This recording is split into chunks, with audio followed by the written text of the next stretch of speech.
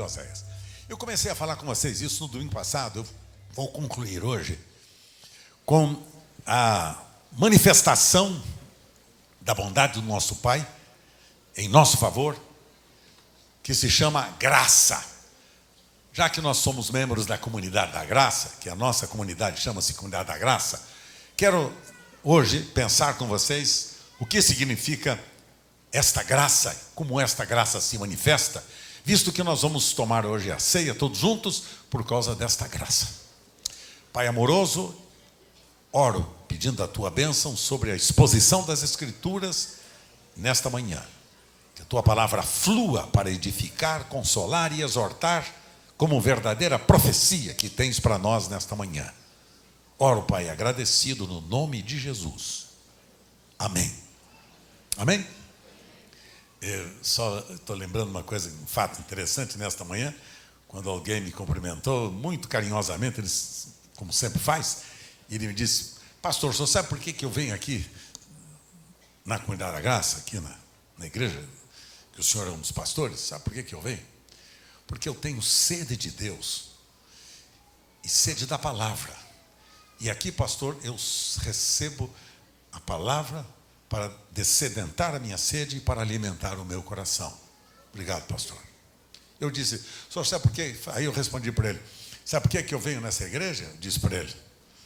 Ele me olhou e disse: não, venho nessa igreja por causa de pessoas como o senhor, que sentem sede de Deus, fome de Deus, e que vem comigo buscar o alimento da palavra. Obrigado pelo seu carinho, meu amado. Obrigado pelo seu carinho. Eu venho por causa de gente que tem sede da palavra. E as pessoas que vierem naturalmente, eu espero em Deus que recebam a boa e eterna palavra. O que é graça de Deus? A definição de graça que nós encontramos nos manuais de teologia, da história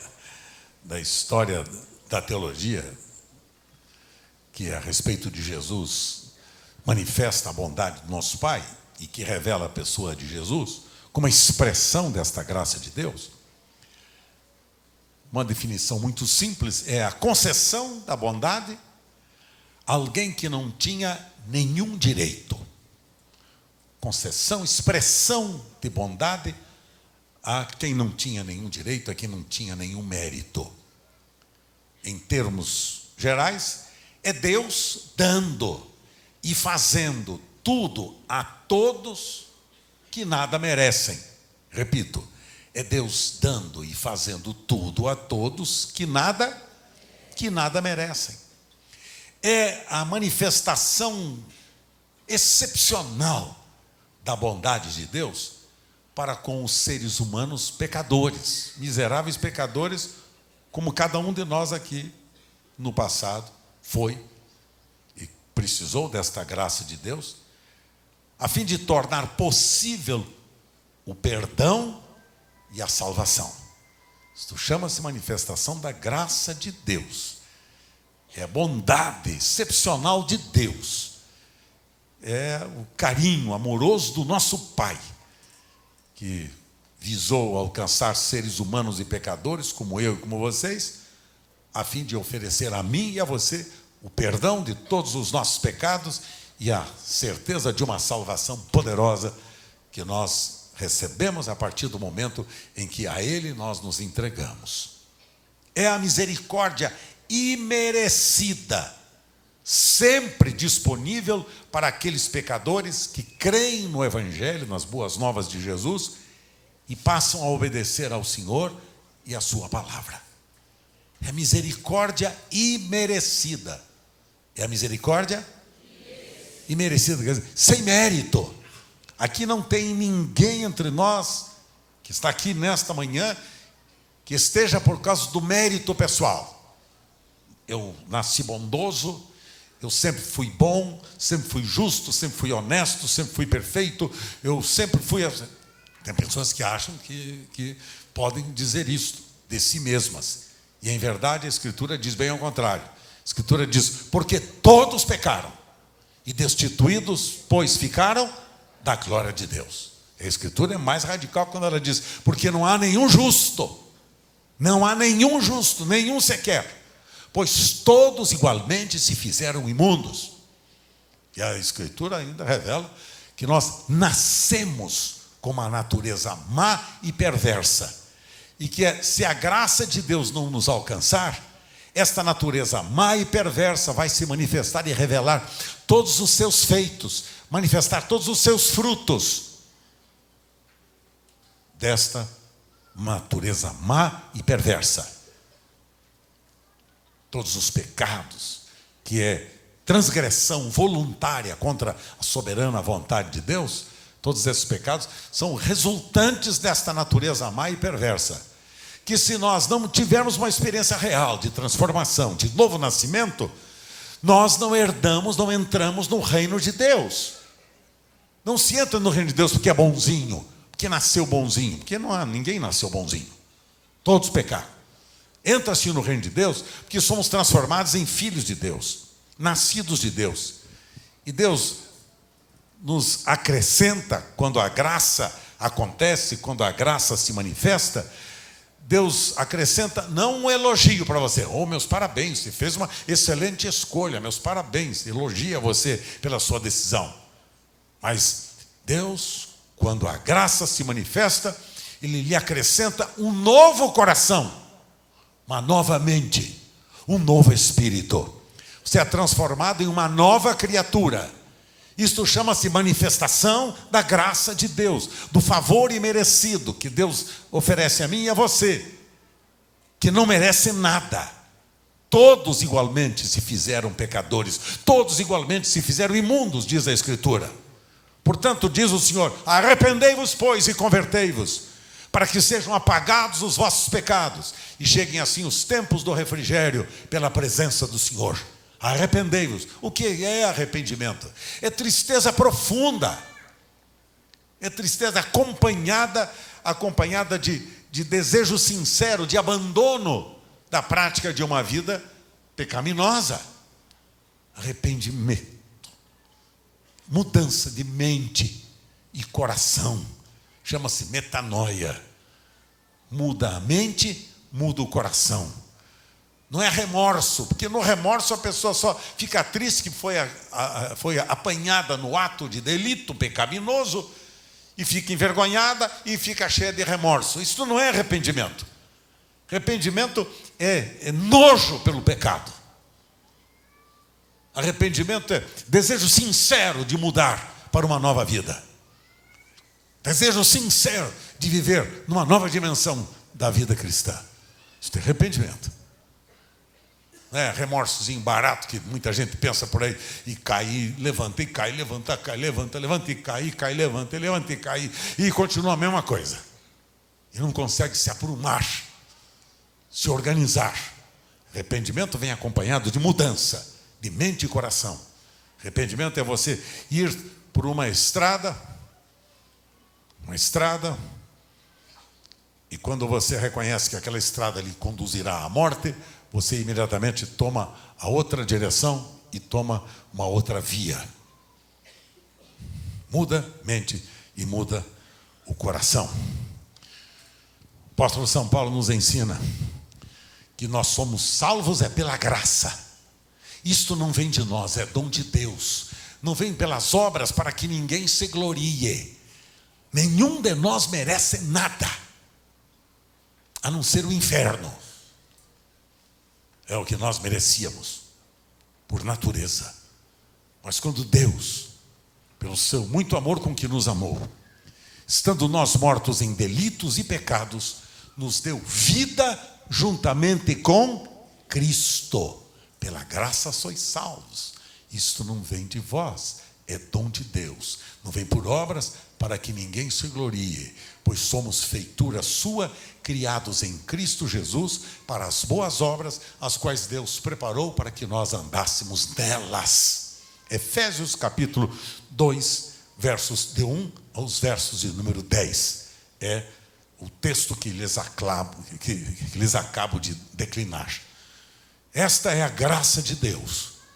Gente morta em delitos e pecados são alcançados pelo favor imerecido de Deus, não pelas obras que elas praticaram, que as obras que praticaram são obras de injustiça, que eles encaminhavam à morte.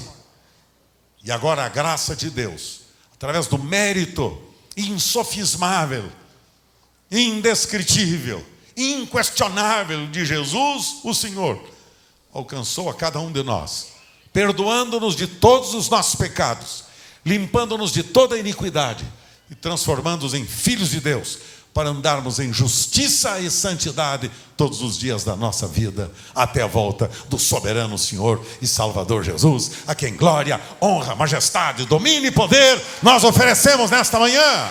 Oh, aleluia! Aleluia! E deixa eu exemplificar a vocês aqui, no texto de Oséias, capítulo 11. Abram comigo Oséias, capítulo 11.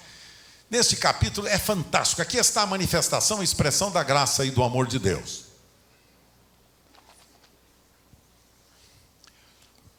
Faço aqui uma pequena reflexão sobre quem era este nosso querido Oséias. Este profeta Oséias, antes de ler o capítulo 11, o profeta Oséias mostrou várias maneiras como Deus cuidou de Israel, do povo judeu. O que Deus foi outrora para o povo judeu, este mesmo Deus é para nós ainda hoje, nos dias atuais. Mesmo Deus que amou Israel, que amou os judeus, continua amando a cada um de nós, sem nenhuma diferença. Sem nenhuma diferença. Dia desses eu fui pregar num grupo, né, cristão, muito querido, gente querida, e cheguei lá, me deparei com uma enorme bandeira do Estado de Israel, da nação israelita, uma bandeira enorme de Israel. E aí tinha lá no lugar lá o castiçal de Israel. Eu falei, puxa, que fantástico, que maravilha. Eu falei, que é perder? Sinagoga? Não estou entendendo. Ah, não, a gente põe assim para orar pelo Estado de Israel. Orar pela nação israelita, porque se nós orarmos, a promessa é: abençoarei os que te abençoarem, amaldiçoarei os que te amaldiçoarem. É mesmo? Puxa, que espetáculo. Então deixa eu perguntar uma coisa para você: cadê a bandeira do Brasil? E a bandeira do Estado de São Paulo? E a bandeira da Venezuela? E a bandeira da Argentina? E a bandeira da Síria? E aí fui mencionando países que estão em crise, que estão vivendo dias difíceis. Diz, e a bandeira desses outros países, para nós nos lembrarmos de orar por eles? Por quê? Por Israel somente. Claro que devemos orar por Israel, para que esses encardidos judeus se convertam, recebam perdão dos seus pecados, experimentem uma nova vida. Porque se o judeu, seja ele quem for, nascido em Israel ou em qualquer outro lugar, se não nascer de novo, vai para o inferno com tripa e tudo. Sim, senhores. Abençoarei os que te abençoarem. Hoje nós somos o Israel de Deus. Nós somos o Israel, o povo de Deus. O Israel é povo de Deus, nação de Deus, nação santa, povo adquirido, para anunciarmos as maravilhosas dádivas daquele que nos alcançou e nos transformou e nos tirou da condenação para a vida de justiça. Espere. Abençoarei os que te abençoarem. Claro, quando eu abençoo você, eu estou sendo abençoado. Quando eu amaldiçoo você, rebanho, eu estou sendo amaldiçoado. Sabe por quê? Porque eu estou diante aqui do Israel de Deus. Vocês são o Israel de Deus. Vocês são um povo santo, nação santa, povo adquirido. Vocês são um povo santo. Então, orar por Israel, porque agora está com um negócio, agora está com a mania de que você orar pela bandeira de Israel, já vamos ser abençoados. Esqueça. Ora pela bandeira do Brasil e você vai ser abençoado por ver o povo brasileiro sendo salvo e transformado, que está precisando muito. Ora pelo povo dos Estados Unidos da América do Norte, que estão vivendo uma das eras terrivelmente, moralmente falando, das mais perniciosas que a história já comentou. Financeiramente eles estão indo bem, mas moralmente estão indo muito mal. Ora pela França, está vivendo dias difíceis, uns coletes amarelos lá na França, provocando confusão no meio da nação. Ora pela Espanha, ora por Portugal. Sabe, queridos, vamos parar dessas besteirinhas, porque nosso povo, ainda mais o povo mal informado. Eu lastimo que muitas vezes nós, evangélicos, crentes evangélicos, somos mal informados. Ouvimos alguém gritando mais do que os outros imaginam, e porque grita mais ele deve ter razão, e nós passamos a seguir e respeitar gente assim. Então, deixa eu dizer uma coisa para vocês. Ame as Escrituras, conheça a palavra, ame a palavra, e conhecereis a verdade, e a verdade vos libertará. Sabe? Então, povo de Deus, Oséias, seu nome significa salvação, e foi identificado como filho de Beeri. Nada mais se sabe deste profeta, a não ser que ele mesmo revela aqui no seu livro, que ele provinha de Israel, vinha lá do reino do norte, profetizou sobre este reino, principalmente no reinado de Jeroboão, quando Israel viveu uma prosperidade na época aparente, uma prosperidade que eles viram aparente. Após a morte de Jeroboão, passados 15 anos, 4 reis em Israel naquela oportunidade foram assassinados, e passado mais de 15 anos, Samaria foi destruída pelos assírios no ano de 722 a.C. Oséias, agora preste atenção, foi ordenado pelo Senhor a casar-se com uma prostituta por nome Gomer. Por nome Gomer. Numa última tentativa de levar o seu povo ao arrependimento. Deus conduz Oséias a tomar uma decisão de casar-se com uma mulher prostituta para mostrar ao povo de Israel como eles estavam, vivendo como uma prostituta, prostituindo-se após outros deuses, prostituindo-se em todos os aspectos, moralmente, socialmente, politicamente, assim estavam vivendo. Então Deus manda Oséias casar-se com uma prostituta, por nome Gomer, para ilustrar, é uma alegoria criada para ilustrar o amor que Deus tinha pelo povo de Israel, que mesmo sendo como uma prostituta, Deus o amava. Que mesmo sendo como ímpio, Deus o amava. É a história da nossa vida, que independente daquilo que nós fomos, ou que estamos agora, Deus nos ama profunda e apaixonadamente. Ama a mim e a você apaixonadamente, a ponto de desejar transformar a minha e a sua vida completa e definitivamente. Seu amor de Deus se chama graça. Este casamento entre Oséias e Gomer simbolizava a união do Senhor com o seu povo. Deus queria mostrar para o seu povo que Ele amava seu povo, independente da situação que eles tivessem.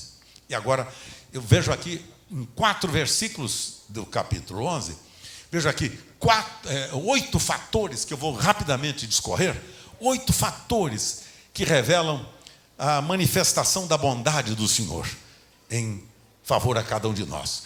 Primeiro, no verso 1, veja verso 1 do capítulo 11. Quando Israel era menino, eu o amei, e do Egito chamei meu filho. Primeiro aspecto aqui da graça de Deus, da manifestação da graça de Deus, diz a Escritura: eu amei Israel. Ponha seu nome. Eu amei Carlos Alberto. Ponha seu nome. Ponha seu nome. Deus está dizendo: eu amei Carlos Alberto, eu amei a Maria, eu amei o José, eu amei a Cristina. Isto comprova a afeição e a paixão que Deus tem para comigo e para com você, que muitas vezes tem estendido a sua mão a cada um de nós e tem encontrado da nossa parte resistência e rebelião. E seu amor não desiste de nós. Das coisas que eu mais me apaixono pela bondade e o amor de Deus, é que o amor dele não desiste de mim e nem de você. Então não pense que ele vai desistir de você. Ah, mas eu não presto mesmo. Ele sabe, mas ele ama você. Ah, mas eu sei que eu não mereço nada. Ele sabe, mas ele ama você. Eu sei que eu não mereço, mas ele amou Israel. O que diz a Escritura? Eu amei Eu amei. Carlos Alberto, vamos dizer, diga o seu nome. Eu amei. Pronto, eu amei apaixonadamente. E o amor faz os maiores sacrifícios. Lembra-se do texto de João capítulo 3, verso 16? O que está escrito? Que Deus amou o mundo de tal maneira que fez? Deu seu Filho unigênito, a que todo aquele que nele crê não pereça, mas tenha a vida eterna. Também este amor não olha para a dignidade humana. Lembra daquela mulher samaritana? Jesus diz para ela, quando ela vai a ele, diz: Senhor, como tu, sendo judeu, me pedes de beber a mim, que sou mulher samaritana? Sou mulher desprezível. Jesus respondeu e disse para ela: filha querida, se tu conheceras o dom de Deus e quem é que te diz, dá-me de beber, tu lhe pedirias, ele te daria água da vida. Porque ele me ama. Juntos, ele? Bem forte. Mais forte. Você está convicto disso? Bendito seja o nome dele. Segundo, olha, amei Israel e chamei o meu filho. Deus chama agora esta nação, esse povo rebelde, Deus chama de seu filho. Chama eu e você de filhos. Chamei meu filho.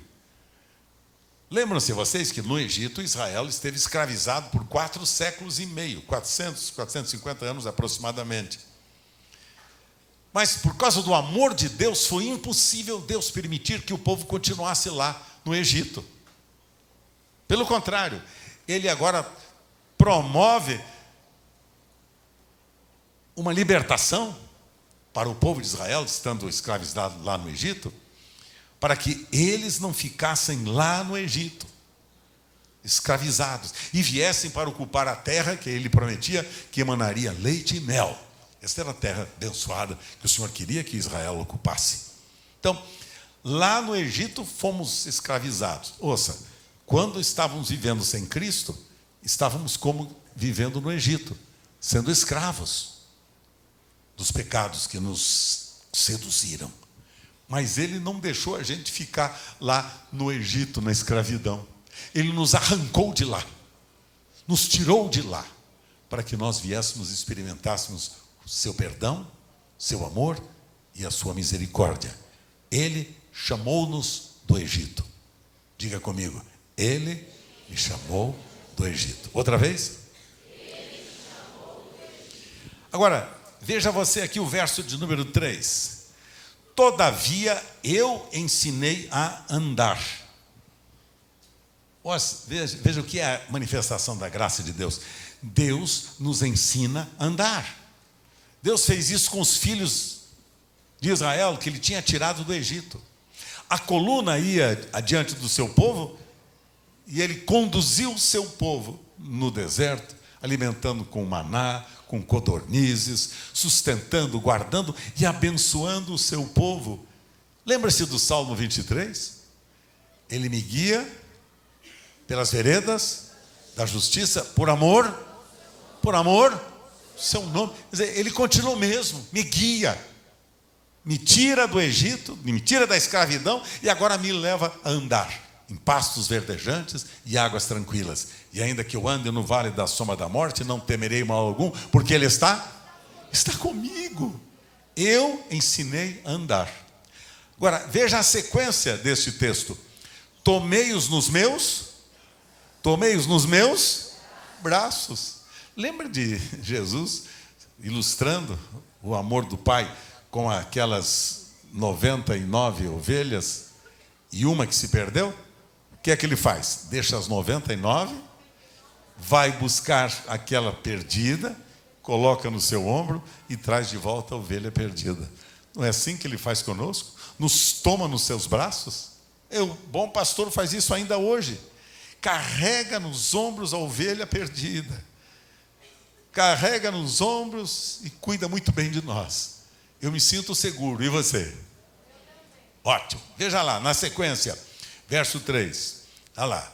Ele me ensina a andar, toma-me nos seus braços, e agora, mas não atinaram que eu os curava, que os curava. Ele é o Senhor que sara.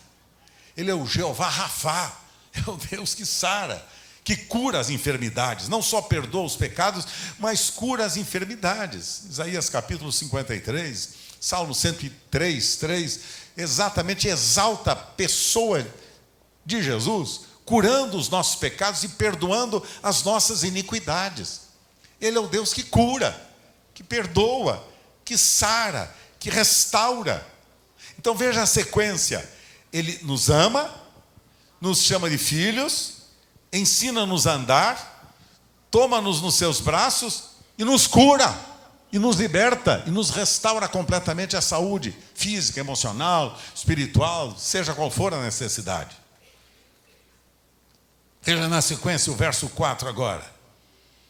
Atraí-os com cordas humanas, atraí-os com laços de amor.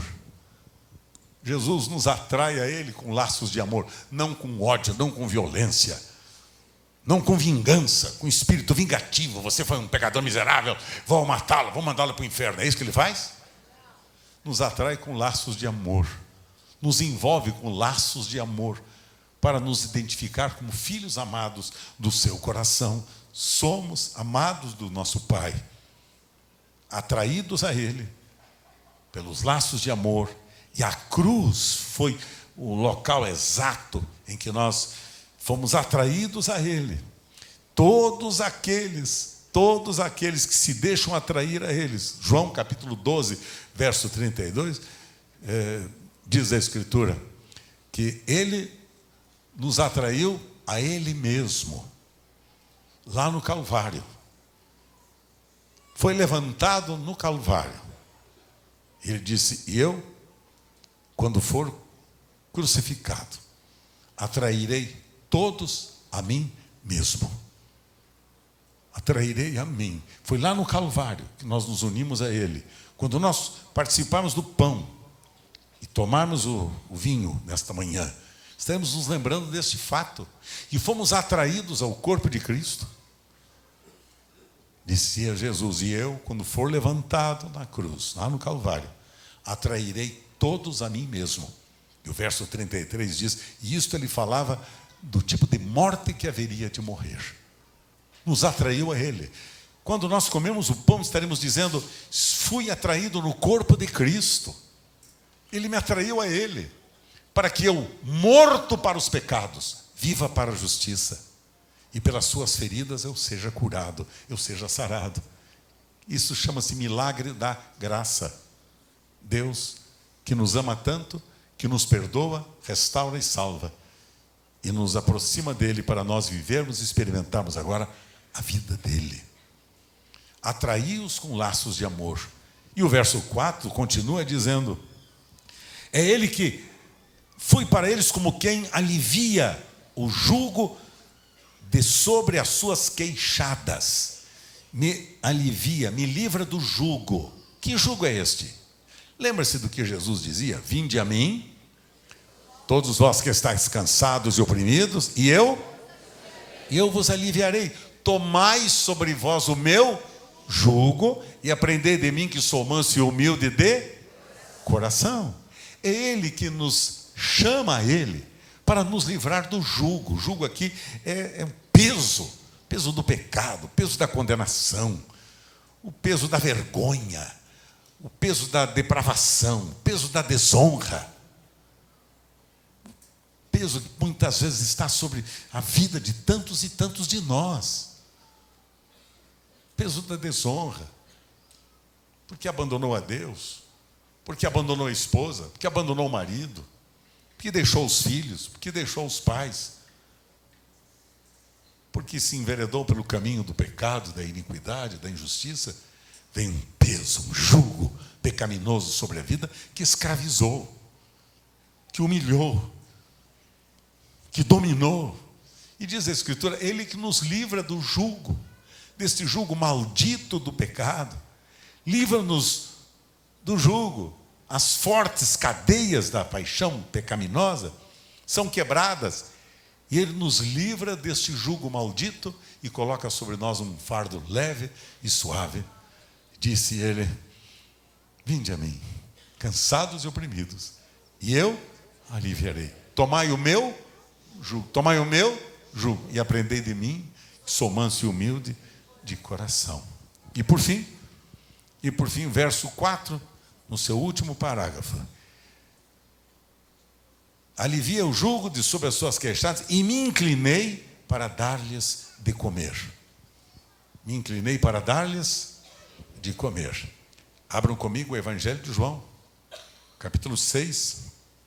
Eu faço questão de ler este texto antes de tomarmos a ceia nesta manhã. João, capítulo 6, verso de número 54. João, capítulo 6, verso 54. Aqui está. 6,54. Os que não têm a sua escritura aí, né, em papel ou no computador, aí no smartphone, tem ali na tela. Dizia Jesus: quem comer, vamos ler todos juntos. Quem comer a minha carne,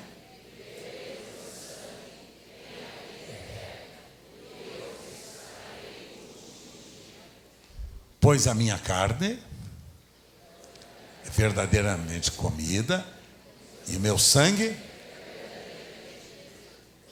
verso 56.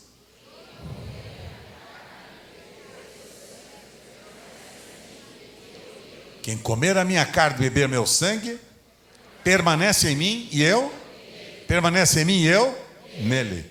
Verso 57. E assim como o Pai que vive me enviou, e igualmente eu vivo pelo Pai, também quem de mim se alimenta, por mim viverá. Aqui está a expressão da graça de Deus. No deserto, deu ao seu povo para comer os codornizes, o maná, saciou-os com água. Deus é um Pai que se compadece dos seus filhos.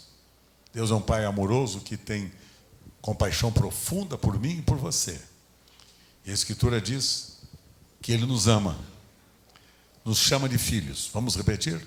Vamos, tá no quadro para mim, filha? Deus nos ama. Volta para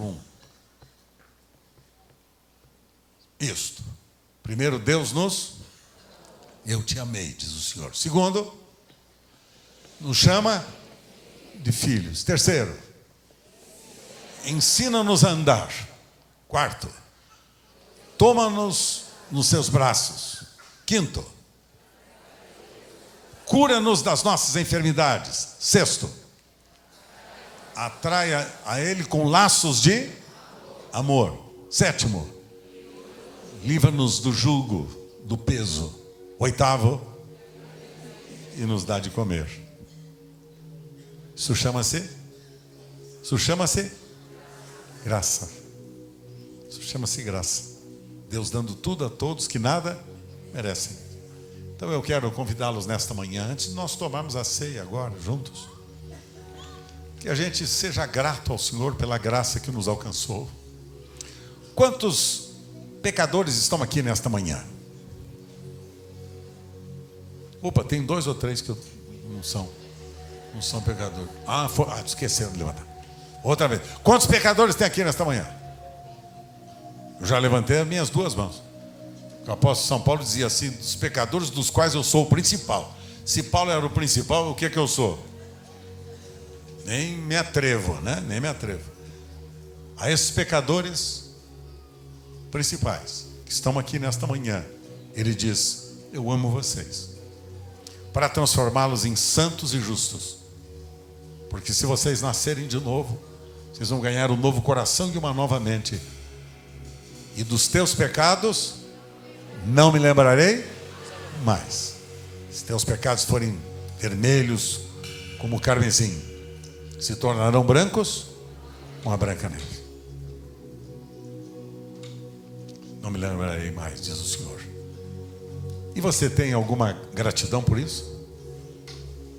Talvez nesta manhã a gente pudesse fazer uma reflexão agora pessoal, individual.